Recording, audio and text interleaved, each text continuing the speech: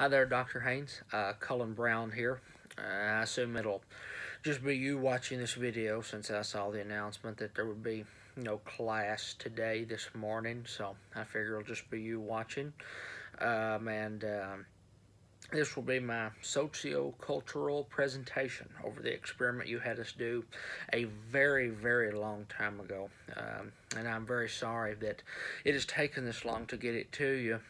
Well, as you know, we had some issues trying to find some time for it, and I wasn't as on top of it as I should have been, and I'm sorry about that. But here we go.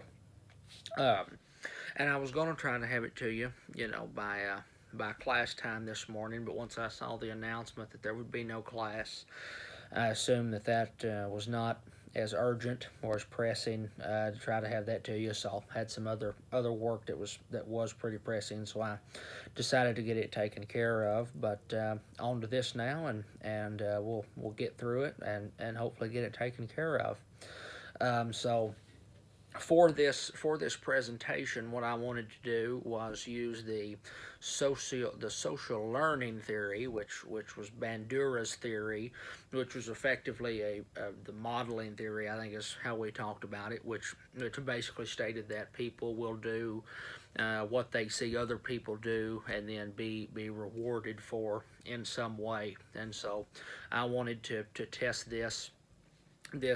put this theory to the test through an experiment that I decided to conduct based on homelessness in Lexington, because where I come from in Eddyville, it's a very small rural subsection of Kentucky. Homelessness isn't really an issue. It's not a talked about issue. It's not an apparent issue. There may be a few people that don't have homes, but it's not something you deal with on a day-to-day basis, like it is here in Lexington, where there obviously are homeless people around that you see on a daily basis. And so that was an issue that really struck me once I got up here for school this year. And so it was something I thought would be perfect for this experiment. And so what I wanted to do for this experiment was monitor the giving to the homeless, in the form of the handouts that they ask for. And so to do this, I wanted to make it as thorough and genuine of an experiment as possible. So I wanted to enlist the help of a genuinely homeless individual to help me out with this experiment, which, to be honest, I didn't think would be a possibility. But I just went and talked to a few of them and I asked, and through some kind of miracle, I guess, found one that would work with me on it. And his name was George.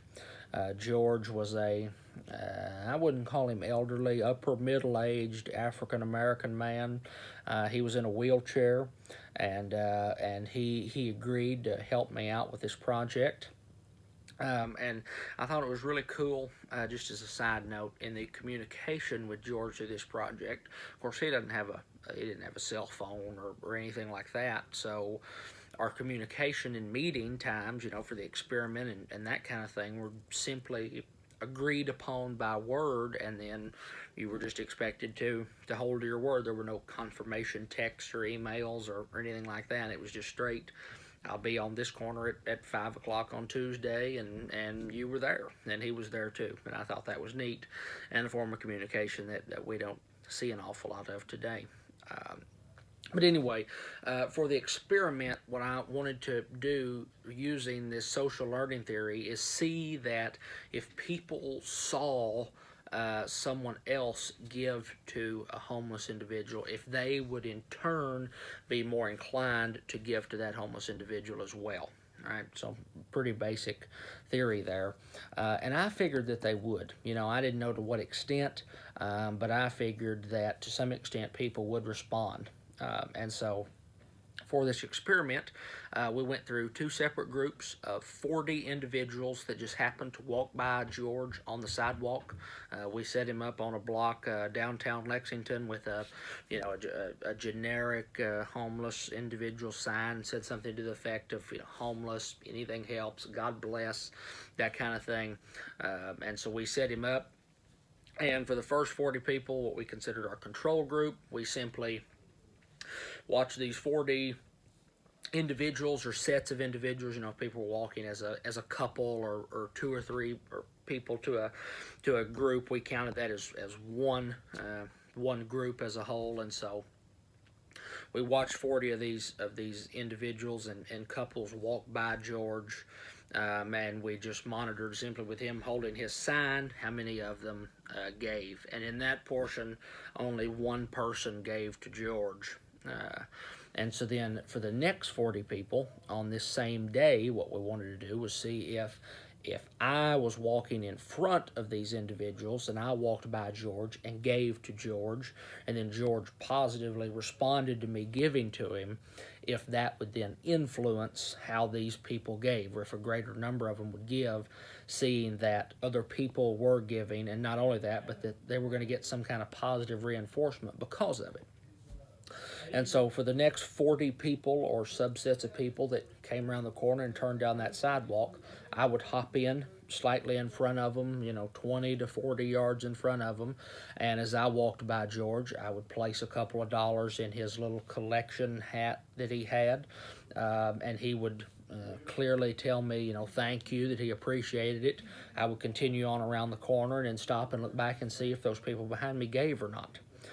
For those 40 individuals or subsets of individuals. And the results were striking. Out of the second group where I did that, 9 individuals gave to George. 9. That really struck me. And so I don't think that the findings of an experiment like this really go into solving the issue with the homeless itself, right? Because I don't personally think that maybe that is a good solution to homelessness, is simply, giving them money. I don't know. I don't know there.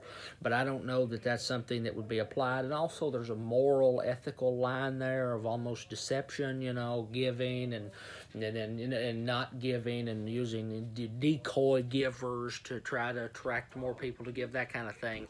I don't know. There's a lot of potential issues there.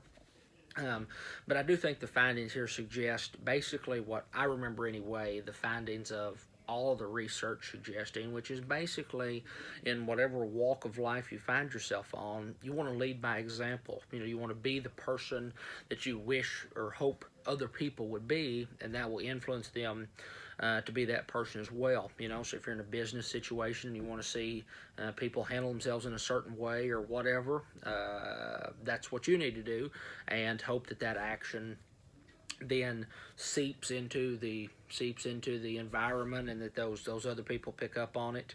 And another thing that this conveyed just a bit was also that people will respond to the positive reinforcement. People like to be thanked. They like to be commended for their effort, whatever it may be, and they like the potential of being commended for something they do.